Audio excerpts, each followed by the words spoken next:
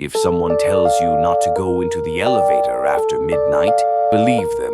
It's not an old wives' tale. It's not superstition. It's a warning. And if you're too stubborn or too curious or too tired to listen, you might end up like me, or worse. You might never come back.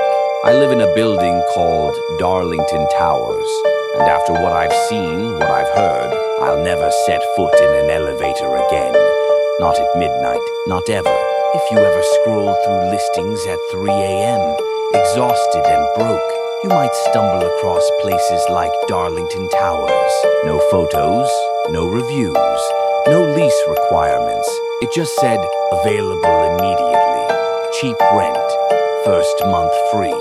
I just lost my job. My roommate left without notice. I didn't have time to be picky. I called the number, saw the place, signed the lease. It wasn't until I moved in that I noticed something was off. The building looked normal enough during the day, but at night the energy changed. Lights flickered. The halls echoed with strange noises, too rhythmic to be plumbing, too irregular to be footsteps. And the elevator, that thing had character. The metal doors groaned like they were in pain. It creaked and shook and sometimes opened without anyone calling it. The first night I thought I heard it hum. The first tenant I met was a man named Ron in 12B. A quiet, heavy-set guy with sunken eyes and yellow fingers from chain smoking.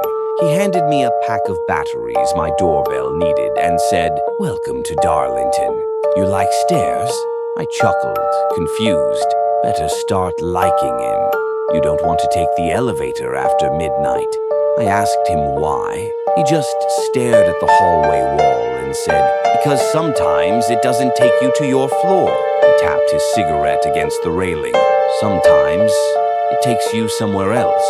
Over the next week, the building revealed its secrets. A note taped to the elevator buttons read, "If the door's open and no one's inside, don't get in."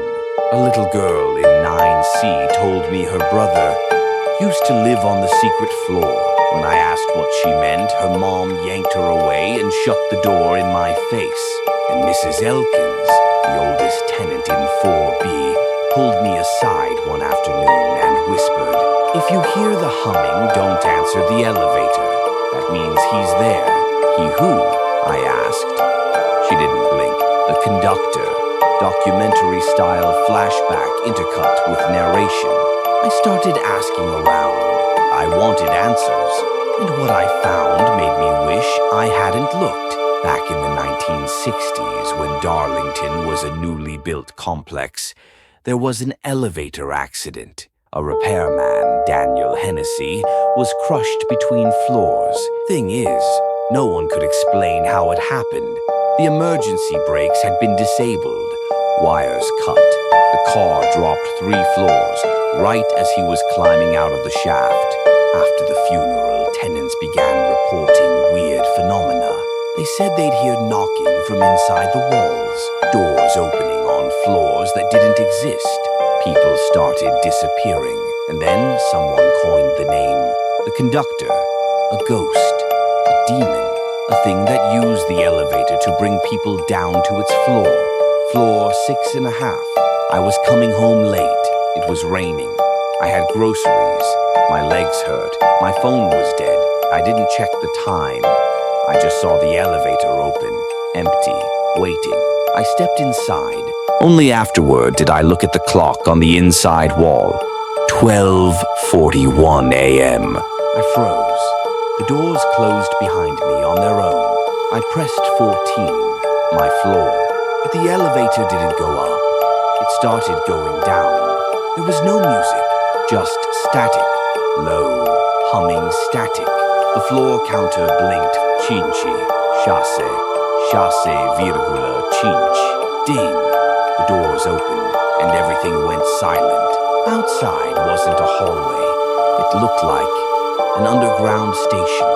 The tiles were old and cracked. The lights above buzzed faintly, revealing a long black tunnel. And there, standing just beyond the doors, was a man in a tattered conductor's uniform. His face was blank. No eyes, no nose, just a gaping mouth stretched wide in a smile that looked carved open. He didn't speak. He raised his hand and pointed down the tunnel. Behind him, I saw shapes, people, twisting, reaching out. Their mouths were open, but they made no sound. I slammed the closed door button. Nothing happened. The conductor took a step forward. The lights inside the elevator shut off. I don't remember screaming, but I must have. The walls around me began to bend inward, like the elevator was breathing. And then, just as the conductor reached out to grab me, the doors slammed shut, and the elevator launched upward with impossible speed. I hit the ceiling from the force of it. When the doors finally opened again, I was back in the lobby. 3:07 a.m. Everything looked normal, but I wasn't. I checked the camera footage the next morning. At exactly 12:44 a.m., the elevator disappeared from the security feed. No footage, just static. And at 3:07 a.m., it blinked back on with me inside, screaming. Since that night, I haven't been the same. I hear humming when I'm alone. Mirrors fog even when I haven't showered. Sometimes I wake up at 12:44 a.m., standing in front of the elevator with no memory of getting there. And sometimes I see the floor button panel light up on its own. Aravdu, 6.5. Yeram. Once I even saw 14B. There is no 14B. I told Ron in 12B. He didn't say a word, just handed me a key and said, if it calls again, don't take the ride. But if you do, use this to get out. The key was rusted, old, and etched into it was a single word, exit. Last week I heard the humming again, louder than usual, closer. I stepped into the hallway and saw the new tenant, a teenager, maybe 19th hoodie, headphones. He was standing in front of the elevator. The doors opened on their own, empty. He stepped in. I called out, wait, don't, but the doors closed. Too late. The floor panel blinked, Aru, Are, and then went black. So if you ever move into an old apartment building and someone tells you, don't you dare go to the elevator after midnight, listen, because the elevator doesn't just take you where you want to go, it takes you where you deserve to go. And once the conductor knows your name, he'll never stop calling. Like, subscribe, and comment your creepiest elevator stories. Got your own urban legend? Drop it in the comments below. And remember, if you hear humming, don't step inside.